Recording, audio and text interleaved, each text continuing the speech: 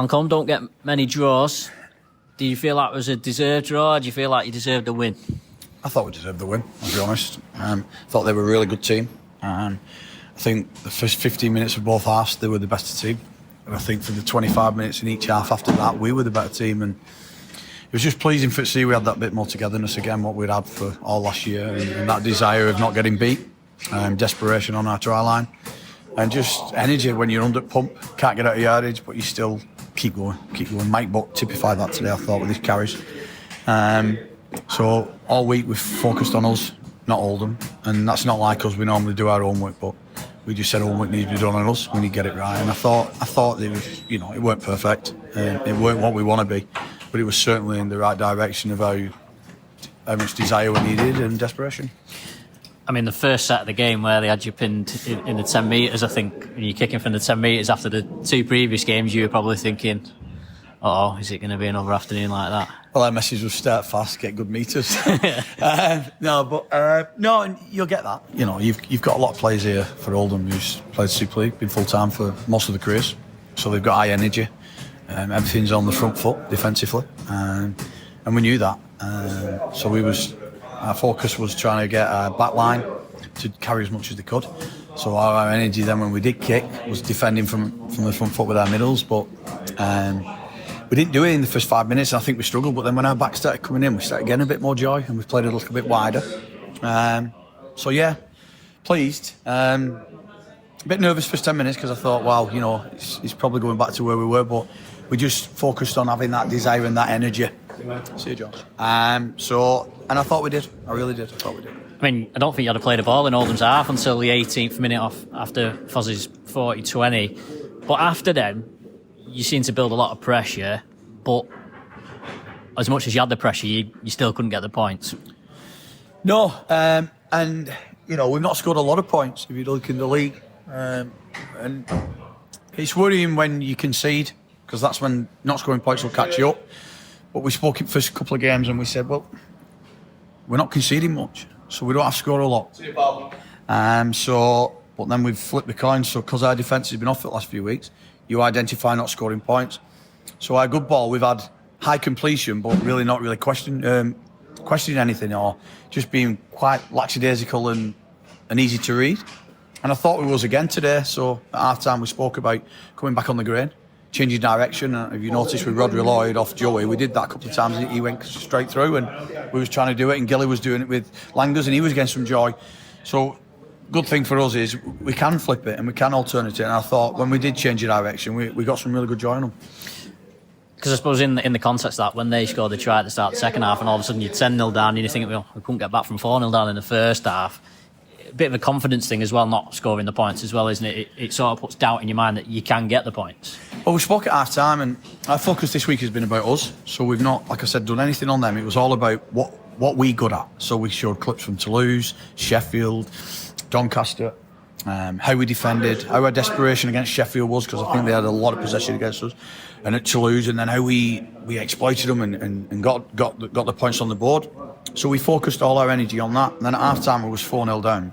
We just said, we all got close together, and I just said, rugby league's a mental thing. So no matter what happens in this game now, if we do go behind, we've got to be mentally stronger than them. So that mentality kicks in. So no matter what happens, keep focusing on us. And I thought we did that really well, because, like you said, we went 10-0 down, but then you could see they never went panicked like they've done in the last two games. It was just like, stay what we're doing, stay focused, keep completing, and it worked for us. So yeah, I'm really, really pleased with them. There's a couple of big plays when you're on the back foot. Joe Edge had a carry, I think, where he had three forwards on him. He did 25-30 metres off that, and then the one where Oli Leyland scooped it up on your own line, runs 50 metres down the left. Two big plays that maybe swung it back in your favour when you were chasing the game. Well, the Oli Leyland one where he gets it and goes, we're scoring on the back of that set. Yeah. But that's what we need. We need, we're busted. I thought Flem were good last week, and we lose him. So then we're looking, what do we do? I've said it's no thing. Yeah, I see Jack Owens as a centre in this team now. So Ollie's got a little bit of pace. He's got that bit of thingy where he can jump, he can kick ball through line, and so we brought him in this week. And I thought he was good. I thought he defended so well. I thought his high kick, how he took the ball were good. How he swept up behind the line were really good. And don't forget, I'll expect there wasn't a lot of shape from him. It's his first. He's only trained once with us, But I just feel as though, the way forward is, until we get bodies in, is people like that. And I just thought Edgy was very similar as well. Edgy's one I'd like to play full back now and again, but it's just, we've just not got the bodies to do that at the minute. Were you always going to play Oli Leyland at full back, or did you contemplate playing him in the halves or doing something different? No, I think Joey's been really patient, Joey Lyons. And Deck's got an injury now, which potentially could be a good few weeks. So, he's been waiting in the wings, he's been knocking on my door, and rightly so. And I thought his performance today was superb. Defensively was brilliant. He had in hand in both tries. So yeah, you've got to congratulate somebody who's not been playing and just playing at 9 and coming on for 10 minutes and being really patient and not moaning and training hard. And when you get your opportunity, put a performance in like that. So he deserved the accolades today, because I thought he was outstanding, Joe Lyons. I know he's done a bit off now, but how much of a difference did it make having a specialist hooker in Ben Hartle coming on? Apart from that little faux pas at the end of the first half where he ran it in on the last, but other than that, you seem to have the confidence to leave him out there a bit longer because of how he was playing as well, which obviously then. I think he's got a really big future in game. How he plays, he come on first 10 minutes, we're whacking everybody. I think Tom Gilmore's just said to me then, "Wow, he's a right 9 him, and he will be a right 9." And I think he gives us a little bit more balance. Foz come off, and then when Foz come on, you could see that energy again. He's a great player. Hopefully we can keep him. If Swinton let us. I thought he was Warrington's player, by the way, but yeah, if Swinton let us. But no, I thought he was really good today. I thought all the lads from the Luke Thomas, wow, unbelievable. Car crash material, just 100 mile an hour. Was it broken arm? He's dislocated his elbow. Exactly. So fingers crossed they can get it back in at hospital. I thought he changed the game for us. I thought he just got us on the front foot. We started rolling Oldham then, and you look at their middles, they've all played high level rugby, and he was the instigator of us rolling them. Probably on a dry day, he probably goes under the post as well, doesn't he, off that pass? We'll probably give him a bit for that, but no, I thought they was all outstanding. And young Nolan, who's come in 18th man for us, because we thought we'd lost Jack in the week as well. So Nolan's trained with us, and he was very patient. Jack, give us the all clear on Thursday evening. Well, they're the kind of players we need to utilise from Warrington, the people who want to make something of the game and, who are desperate for to do well in the sport. How bad are some? You mentioned Deck Patton there. What about some of the others of Fleming, Max Roberts? How long are you expecting to do with them? We've been a bit taking some precautions with Flem. We could have probably threw him out there today, but it potentially would have gone. His hamstring could have snapped or tore, and we can't afford to do it. We've not got the squad to do it. Deck Patton, he's in a boot, so we're not sure on that. That could potentially syndesmosis, who knows? Our physio will probably know more on that, scan him next week. JJ's 2 weeks off. Max Roberts, potential MCL. Right. So it's not great at the minute, but like I said, we are looking. There's a couple of players we're speaking to. But we need to bring somebody in who's with us for this year and next, so we can build something. We can start getting some momentum going then as a group. Where Ryan Lannon and Rhys Williams up to as well? Rhys Williams is, before he signed, he'd had a honeymoon booked, so he was unavailable, which I agreed with on that. And Ryan Lannon's not well at the minute. He's struggling with an illness, so potentially a week or two, who knows on that. But he's not well enough to play. So when you can get players coming in like we have, we had Brett Bailey and Gav Benyon missing out this week. We just wanted to change things up with that and just a bit more high energy around that middle area. And I thought it would today, to be honest. So you take the positives of the points today. You go into York next week, which of course you had a bad day out a few weeks ago. Is talking about that going to be part of your preparations for this week almost, and maybe putting it right in some ways? We've just said there, we've just said have a fantastic Easter. We just all had a big chat together, and I thank them for their efforts. I said, but we've got to bring that with more next week, because in my eyes they're the best team in the comp. I won't go away from that fact. I've said it to everyone. Somebody said when we lost, you've lost in 1895. I said I think we've lost at Winners. I really do. They're a very good team, very well coached with some excellent players. So we've got to grow from that and build from that and believe in ourselves, because last year, you'll know yourself, James, a lot of time we won games just by believing in each other. And so from that performance now, we've got to kick on.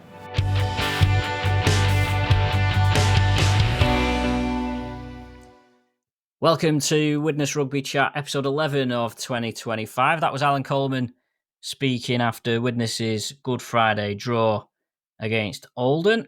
As ever, it's myself, James Gordon, joined by Mike Parsons, and our little bit of reverse psychology in last week's episode, Mike, half worked. So, we could maybe win a tenner on the lottery this week if we tried. Absolutely. I mean, I'll be honest, James. I didn't expect it. I thought first 10 minutes, I thought we was in for the same thing. I thought Oldham was very dominant, and the early warning signs was definitely there. Especially, I thought the shift play for the first try where Mowagoro went in the corner. I thought they attracted defenders on our left-hand defensive side in too easily. I think Danny Langtree got sucked in too easy for my liking, and then it left the centre and winger exposed. And he's a good finisher, isn't he? But from that point, we got a foothold in the game, and we grew in confidence, didn't we? I thought, naming a couple of players who stood out for me, I thought Nick Gregson had his best game in a Widnes shirt, in my opinion. I thought when we started getting traction into the game, we was using him. He was taking the ball right into the defensive line, and he was tipping forwards off him, and we was making more yards that way. And it also freed up the halfbacks as well. I thought Joey Lyons, in fairness, was brilliant. Yes, we did lack a bit of a long kicking game, apart from when Fozzard, kicked the 40-20. I thought we struggled kicking the ball from deep, but Joey's not that type of player. What he does is he attacks the line, obviously, incredibly well. And, he got 2 try assists, and fair play to him, because he's had to wait patient. But I thought the 3 dual reg players as well, when you consider they've only had really one training session, we was led to believe it was linked to Oli Leyland. He's only had one training session, so you assume the other 2 was the same. And I thought they all brought something. I thought Ben Artill is exactly what we want when Jordan Johnson isn't available. I thought Luke Thomas, in my mind, if that's what he can offer, I know he's gone to hospital with an injury regarding his elbow, but if he can come back to fitness, there's no reason why he should be spending any more time at any other championship clubs, because he has bags of aggression, he's dynamic, and that's probably the type of prop we're missing coming off the bench, And then obviously Oli Leyland, I thought in the first half, very tough on him. He was doing everything right defensively, taking the ball. Obviously, defensively as well, to a point.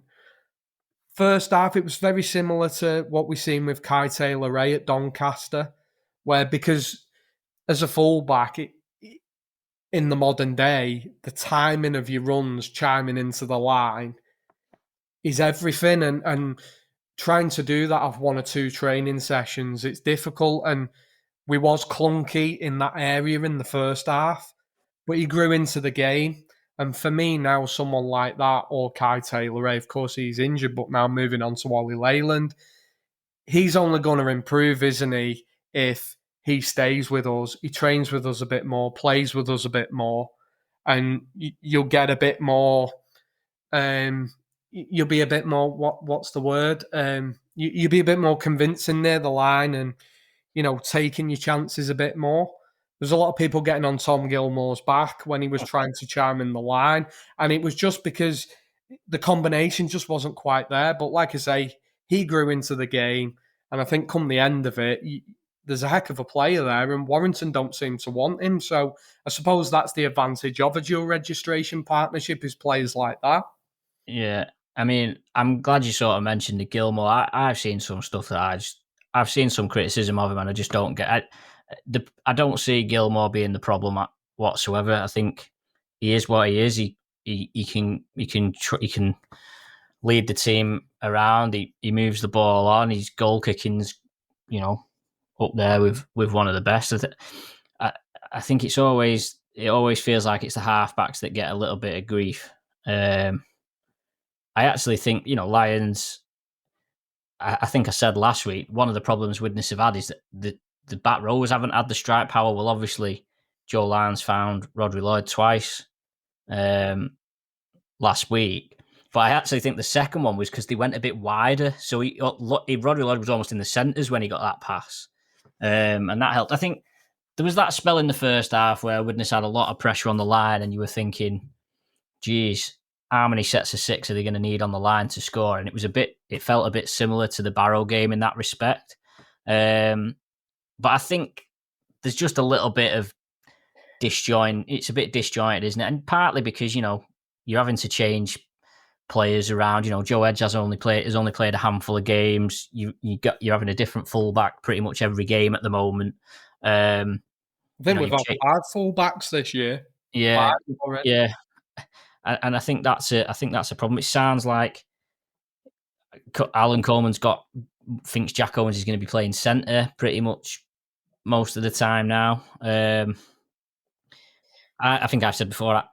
I personally, I wouldn't have minded seeing Jack Owens playing standoff. To be honest, obviously, if he did not sign Patton, don't get me wrong.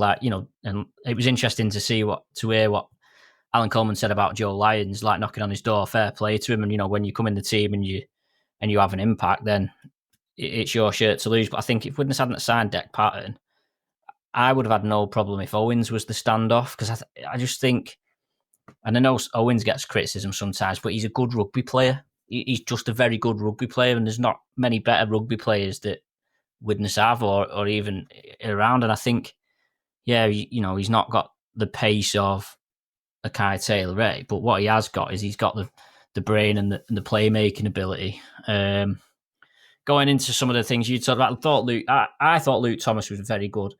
I think I said this last week. I'm very surprised that we haven't seen Luke Thomas play for Widnes before, because when John Kay was the coach, Thomas seemed the most obvious dual reg signing. Widnes were desperate for forwards in that time. Luke Thomas plays for John Kay for Wales. I know he had some bad injuries as well at awkward times, but he did play for other teams when he could have played for Widnes.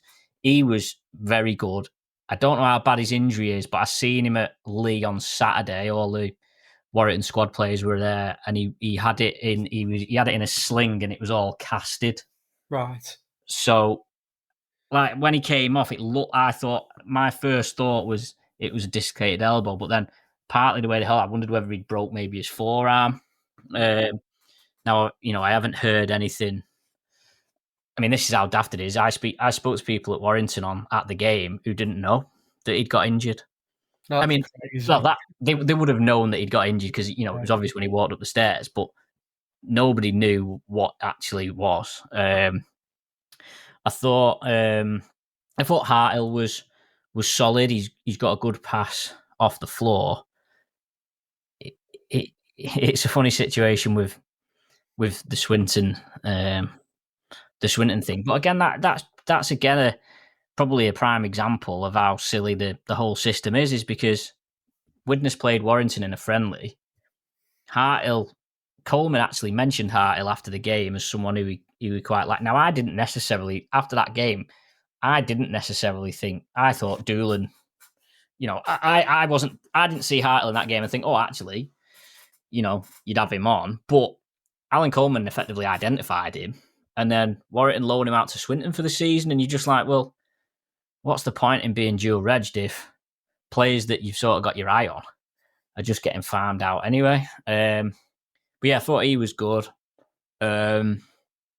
Leyland, now, a bit of gossip about Leyland.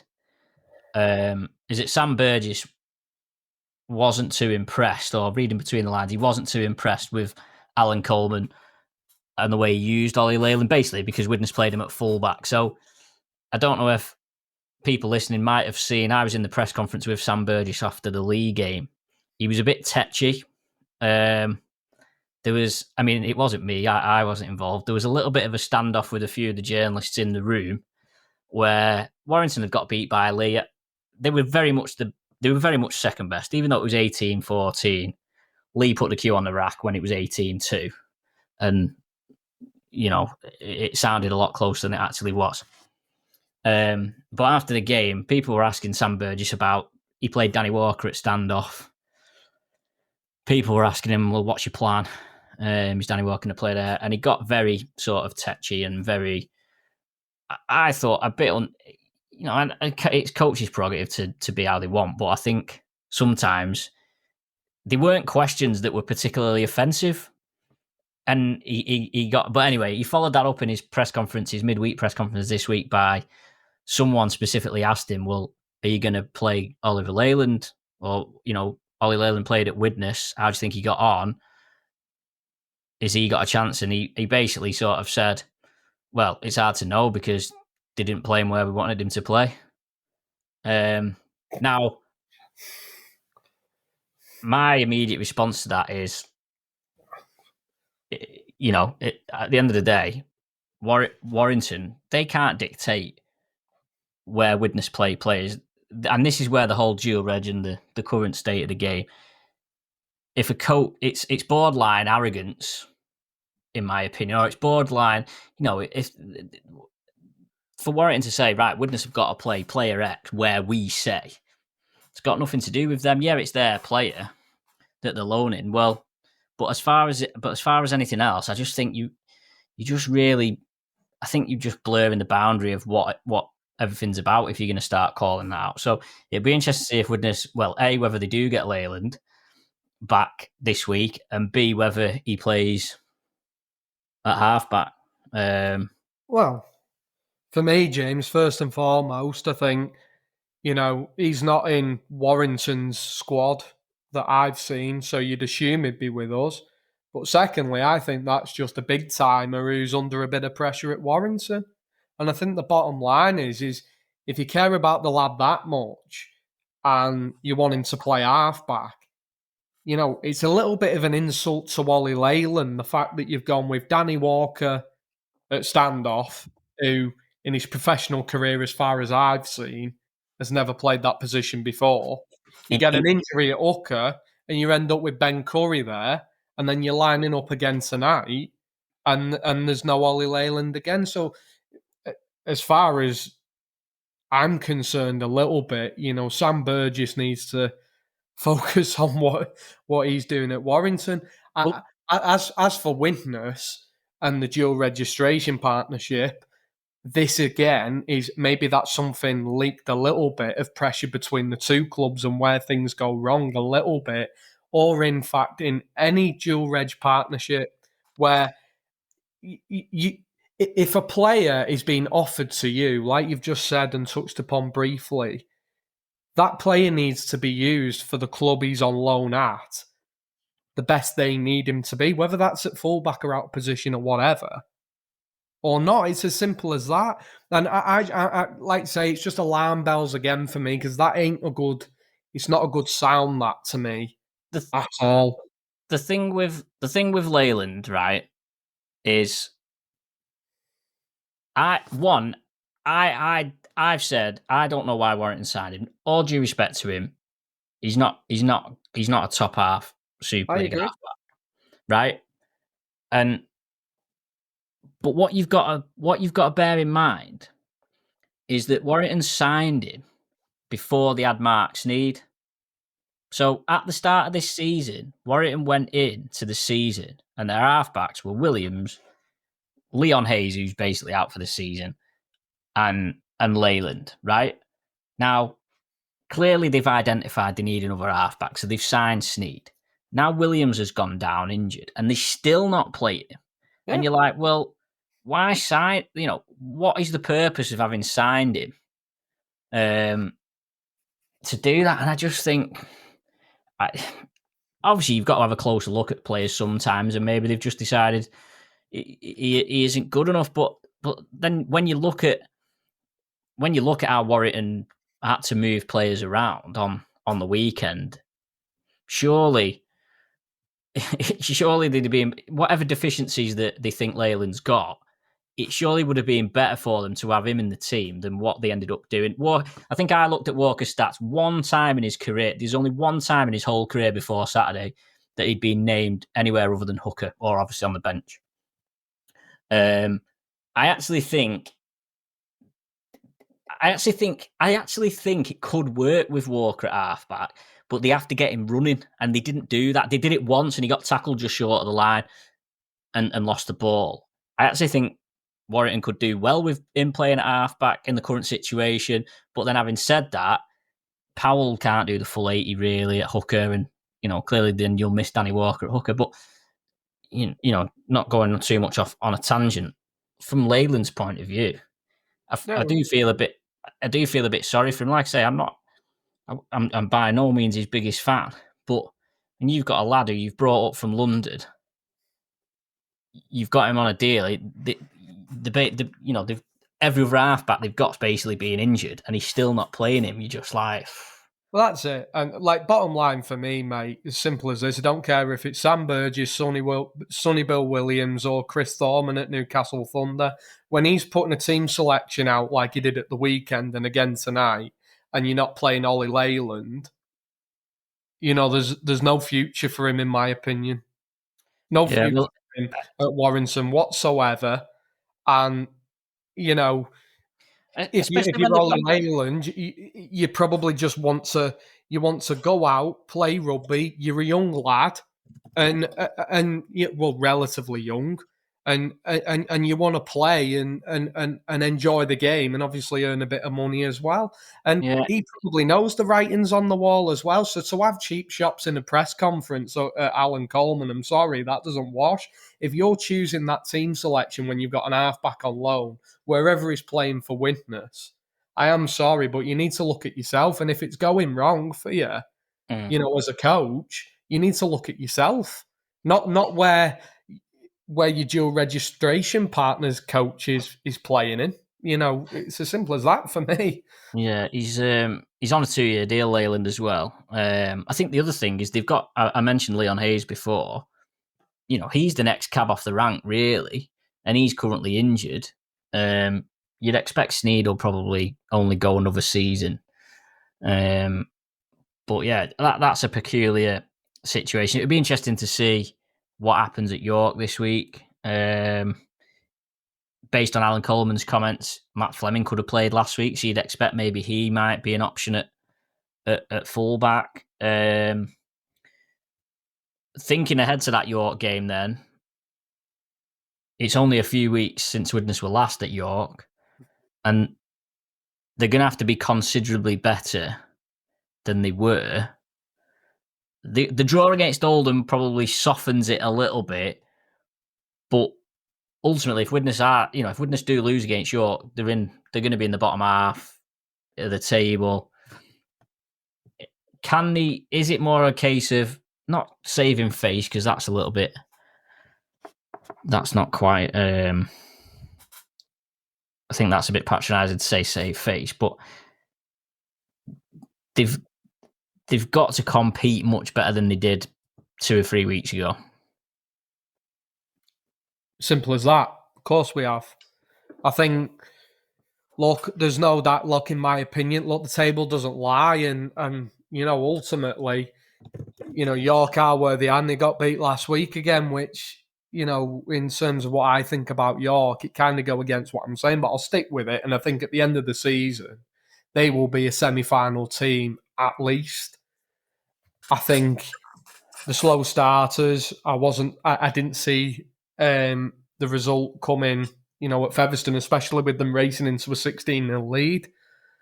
But yeah, you can't be as, I'll use the word soft as what we was at York, because ultimately there was a little dink over. We were going set for set, not too bad, and there was a little dink over, and Jack Owens drops the ball. But then what happened then was that wasn't just a try. We leaked 16 points then. You can't do that. Even if somebody does make a mistake, you've got to dig in, make up for it, stiffen up a bit, get in a set for set battle and go again. For me, what I'd like to see against York, which I don't think we've seen for a number of weeks, including against Oldham, is us being proper firing from the off and ready for it, and trapping other teams deep in their own half and potentially scoring first, because we did against Warrington. And when we did score first, it gives us that bit of confidence to then put pressure on them, and they was uncomfortable. Whereas I think in the last couple of weeks, that's obviously happened the other way, and it's took its toll. Yeah, I mean, the Oldham game, Widnes didn't have a play the ball in Oldham's half until the 18th minute. They were right on the back foot from the start. Maybe you could make the argument a better team than Oldham might have had Widnes out of the way by that time. I probably was a little underwhelmed by Oldham. That's not taking anything away from how Widnes played. I thought Drinkwater had a decent game, but I was a bit underwhelmed by them. There was a lot of build up about the ex-Widnes players, and none of them really did anything to justify why Widnes should have kept them, to be perfectly honest. I actually thought the best former Widnes player, who I actually thought was pretty average when he played for Widnes, was Pat Moran. Really? Yeah. I just said, I mean, obviously Gil Dudson for me and stuff, but I thought Gil and Ted Chappell had a fair decent game, but not like you say. You are right, mate. None of them. I never looked at any single one of them and thought, "I want you back in my team." Put it that way. Yeah, I think. Yeah, I mean, they only used Lawton for like 10 minutes, which I don't really get. I think if you've got him, if you're going to play him. Do you know what I mean? He's one of them where, and especially in a close game, like if Widnes had Widnes probably would. If and I'm not necessarily, I'm not trying to create an Adam Lawton fan club, but the way Widnes were playing, if Widnes had Adam Lawton at some point in that first half, they would have just started passing it to him 10 metres from the line and saying, "Come on, do your best, try and get over." That's you put him on a lead line, wouldn't you, in the back row, and he'd go over and I was surprised that Oldham didn't really try to do that. I mean, going to the York game, I think you're probably right about the start. I think if Widnes have proved if they've got skin in the game, they can stay in it. Whereas against York, the last time they played there, it very quickly unravelled, and they made a little bit of that bad call that they made just before half time was probably the sucker punch. If they'd have gone in at, I can't remember the score now, whether it was 12-6 or 10-6, whatever it was. If they'd have gone in then instead of 16-6, well, was it 16-6 and 20? I can't remember, but they conceded a try right at the end of the first half anyway. And if they hadn't have conceded that, it might have been a different game. And also as well, James, and I suppose this is a bit of a frustration, really. And of course, it's probably the idea from the coaching staff and the players. But if you start on the front foot and you have got that dynamite and go forward, and you score 2 early tries and convert them both, we don't really know what we can do to teams once we're 12-0 up. Because we never really get into that position. So it'd be interesting to find out how clinical we can be. You could get to 12-0 and cut away, but we just never ever managed to get into that situation. Yeah, I mean, I don't think that's this week, to be perfectly honest. To be fair. I don't think that's one for this week. But I think there's clearly there's issues with attacking and being. I mean, I don't know how they track the stats, but if you, I don't know whether they have a stat that tracks how many of your end zone sets you convert into points. I would imagine Widnes is pretty poor, especially in the last few weeks. The amount of sets they've had within 20, 30 metres of the opposition line where they've not scored, I would imagine that it's pretty poor at the moment. And they've got to try and find a way of, if you're not playing nice rugby, you can at least find a way of crashing over.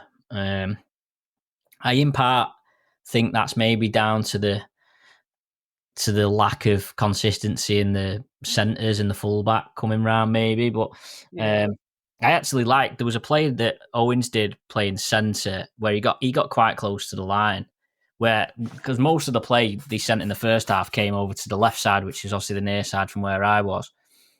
And I think they only went right once, and Owens put a little step on, got on the outside of his centre and nearly scored. And I think close to the line, that's going to be a decent option. Looking at the games then, we'll do our usual here. So Widnes at the moment are 6th in the table. A point ahead of York. So if York beat them, they'll definitely go beneath York in the table. It's a bit skewed because a few teams have played more than others. Widnes being one of the teams who've played 6, and I think half the league have played 7. But it's so tight that you only need to win a couple of games, and all of a sudden, you'll be in a really good spot. Let's go through our predictions from last week. I'm looking at the women here, which is wrong. Well, we both got Batley Hunslet wrong because Hunslet pulled one out of the bag at Mount Pleasant and won 28-24, Mike. Fair play to him. I think Hunslet at the side where probably every week we're probably going to go against them. But, it's happened. And if they're going to make a fight of it, they've got to put points on the board. And they did. And I've seen a couple of tries as well. Lee Gaskell particularly was very impressive. And, as much as I question the forward pack there, they've got a couple of good players there, like Lee Gaskell, Billy Jowett he's playing centre at the minute. Matty Burrell have been a massive one-off anyway. They lost the lad the lad who looked good against Widnes, Booth, the centre. He's gone back. He's obviously been recalled and been sent to Featherstone. Yeah. That was a bit of a blow for them. So for them to sort of do it having lost him is, fair play to them. Absolutely. Barrow London, we both went for that. Doncaster beat Sheffield 19-6. We both called that one. And then we also both called Bradford beating Halifax 12-8. We saw that coming. The ones we didn't see were we've not predicted any draws, so that might have to start becoming a call. We might have to start chucking the odd draw in. I think Oldham have drawn 2 now, haven't they? Yeah, I think they drew at Boundary Park with Batley, didn't they, a couple of weeks? Yeah, so they've already drawn 2, which is some going. I was thinking that because I tweeted after the game saying it was a rare draw, and Oldham fans are probably thinking it's not that rare because we've had 2 in 7 games. And then we didn't think that Featherstone would beat York, so it was even Steven last week, 3 apiece, so we're 28 all for the season. Yep. This week's games. Friday night, there's a couple of Friday night games. Oldham Bradford is a humdinger. Yes, I think league table suggests so. I'm going to go with that was a monumental win in a derby clash for Bradford. And like echoing what you said a little bit, I wasn't overly impressed with Oldham. I believe they have got, the fair share of injuries as well. And I just think Bradford now could be just turning the corner and getting into a bit of a groove. 12-8 by no means against Halifax is convincing, but Halifax have been, they've been playing out the skin. We've waxed lyrical on air about them, and it was a massive win for them. So I'm going to say it's going to be a statement win by Bradford this week. Yeah, I'm going Bradford. Another Friday night game is Sheffield Batley. Now, this is going to be hard to call because Sheffield are in a bit of a bad way. Quite a few of the fans are turning against Craig Lingard already. There's the inevitable murmurings about a Phoenix club situation where Craig Lingard's the Jerry St. Clair to Brian Potter, which everybody probably anticipated was going to happen, but it would appear that is causing some issues. So Sheffield, and then obviously Batley lost last week against Hunslet. Where are you going? I've got to back Sheffield. I've got to back Sheffield on the quality, mate. I think I'll go Sheffield as well. Saturday. Now, Saturday is an interesting one. It's Featherstone against Toulouse. Now, if we were having this discussion a week ago, we probably would have both gone Toulouse by default. But Featherstone have put a bit of a cat amongst the pigeons by beating York. Does that mean that Paul Cook's starting to get things together how he wants them? What do you make of this one? I believe Featherstone are getting some players back. I've seen a couple of highlights of the game. I particularly like what Ryan Hampshire's brought to the team. He scored a great try at the weekend. I'm going to take a bit of a gamble, James. I'm going to go with the resurging Featherstone because they've got quality in that team, and Toulouse are travelling, and they've had a week off, and they've already travelled over here and been beat by Doncaster. So I'm going to go for the resurging Featherstone. Right, I'm going to go Toulouse. So we might not be level after this week. And then the Sunday games are Barrow against Doncaster. I will always back Barrow at home. Well, what I will say is the championship potentially epitomised by Doncaster. So you've got a side who, should have beat Widnes but didn't. Beat Toulouse, but then get beat 66-0 by Doncaster. I mean, is that kind of the championship in one? For me, I've got to go with Barrow because they was mightily impressive against Widnes, and they had players missing themselves. And I just think on their pitch, a Doncaster, tough, resilient, and battle-hardened enough because you've got to go up there and roll your sleeves up, haven't you? I'm going with you, mate, Barrow. It was interesting because I saw some outraged Sheffield fans basically saying, "Can't believe we lost to Doncaster," and people were having to point out, "Well, hang on, 2 weeks ago they beat Toulouse at home, so it's not, it's not the." It's not to lose to Doncaster isn't actually a massive upset anymore. Halifax, London. For me, Halifax, I think they'll bounce back. I think they had Jack Hansen was missing because of the birth of his child, I think, against Bradford. So they had a bit of a makeshift half-back combination there and were still mightily competitive and could have took the game. So for me, I've not seen or heard anything from London to suggest they're going to go the Shea and put on a performance really that's capable of toppling Halifax. And then York Widnes, I'm going to obviously go, well, not obviously, I'm going to say York. Partly because of my reverse psychology theory, but mainly because I can't see how Widnes can have turned it around from the game 3 weeks ago. I just can't see it. They've played 2 games since then. I just can't see how Widnes could have done enough in that period to turn things around enough that they're going to go to York this weekend and win. Yeah, 39-6. I'm with you, James. York for me. Sad to say, but got to be honest with it. It's my gut feeling. And the reason why I say it more than anything is, 2 reasons. A, 39-6, that's a huge deficit to turn around in the space of 2-3 weeks. And we received the same in the playoff game, which, I thought, there was mitigating circumstances around that, but we were stronger a couple of weeks ago and it didn't quite work out. But where I'm concerned with it, where I just don't see us picking up the win is, I think we can dig in. If we're in that mood to defend and dig in and make it difficult, we can do that. But I think against a quality side like York, you've got to take your chances. You've got to put the points on the board. And right now, I think Hunslet have only scored 2 points less than what we have. So I think that says it all, really. So I just don't see us putting enough points on the board to punish York. So York for me.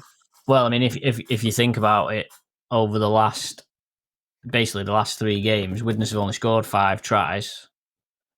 Well, there you go. It says it all, doesn't it? That really. The 2 against Oldham, 2 against Barrow, and then the 1 that they scored against York. So, it's clear what the issue is.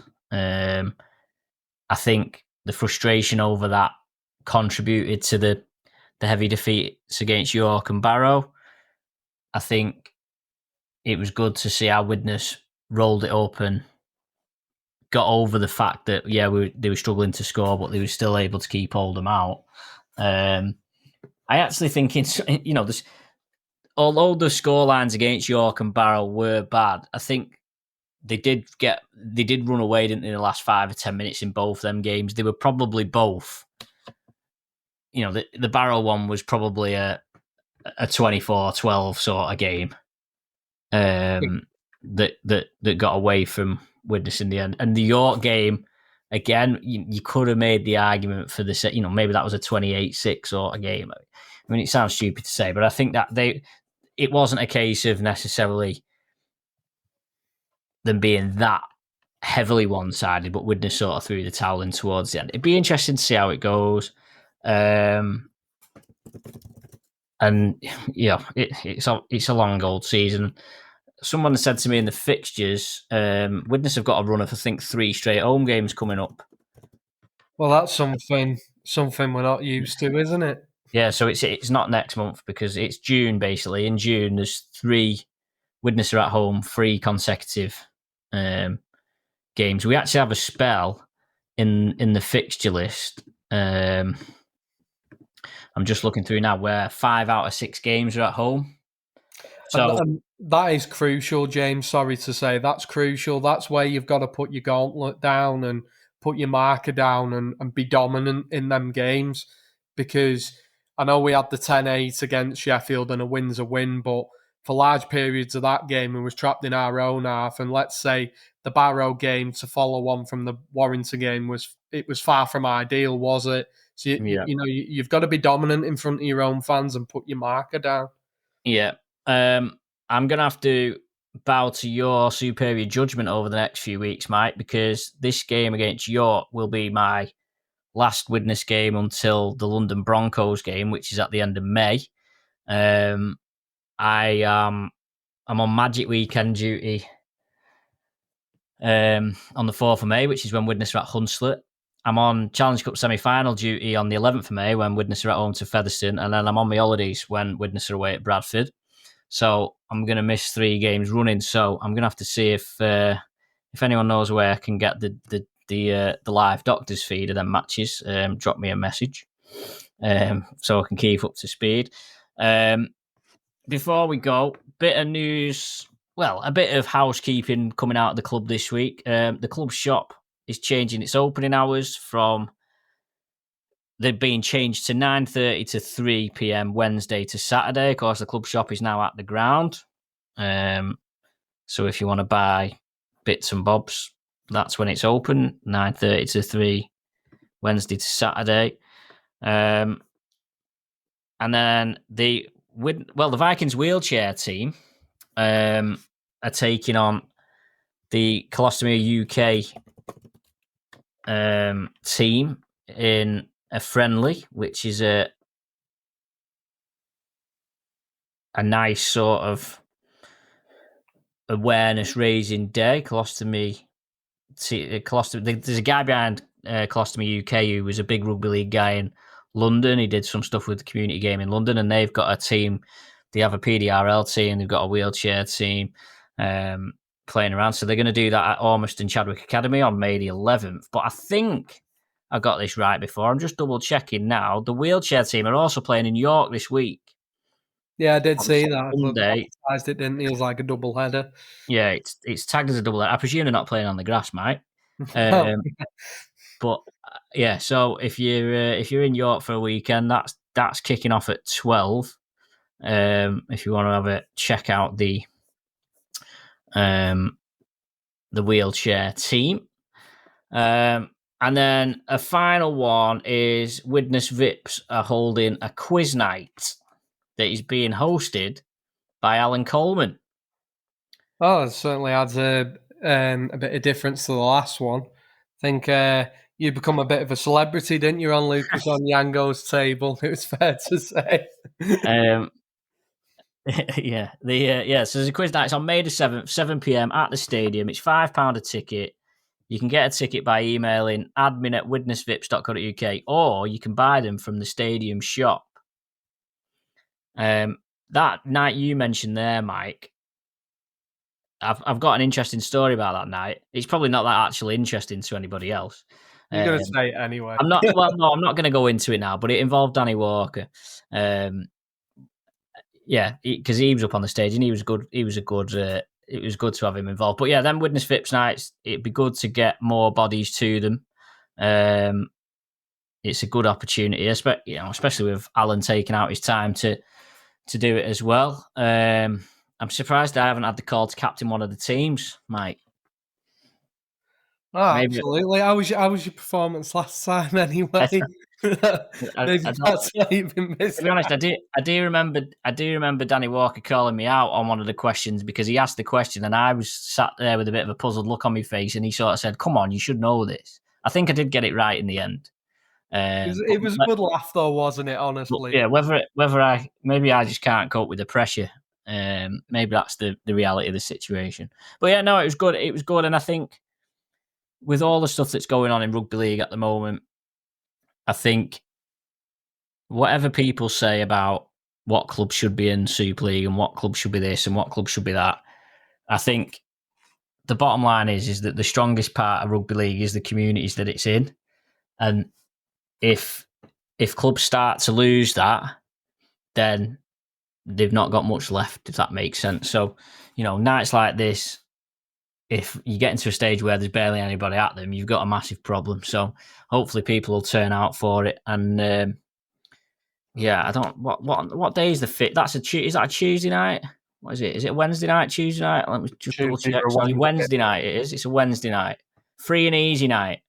So yeah, we might see you there. But yeah, you can get your tickets at the stadium shop or email admin@widnesvips.co.uk. Mike, thanks as always for your company. Are you heading to York early or are you going straight to the match? I think the coach pick-up time's 11 o'clock, so it'll obviously depend when the coach arrives, really. So yeah, it'd probably be a mirror image of a couple of weeks ago. Hopefully not on the field though. Well, that's the hope. And there's always the York Dungeon to trap people in if things go terribly wrong. Thanks everyone for listening, and we'll see you again next week.